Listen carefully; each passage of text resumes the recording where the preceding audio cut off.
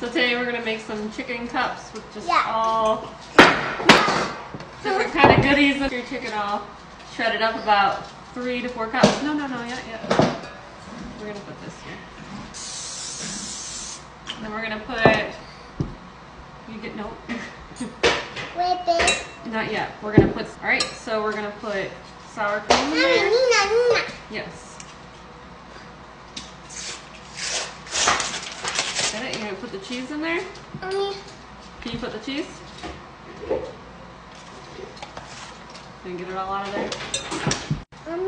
Alright, cream cheese. Yep, be careful.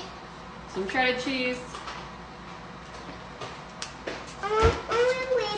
You can have a little bit. We're gonna do 4 tablespoons of ranch. You stir, baby.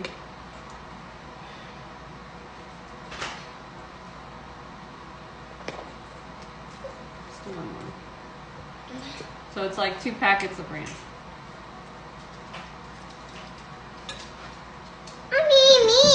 You stir, baby. Okay, she's putting some pepper in. We got some bacon left over from last night. So we got cheese, sour cream, cream cheese, pepper. Onions would have been great, but I forgot to get them. So yeah.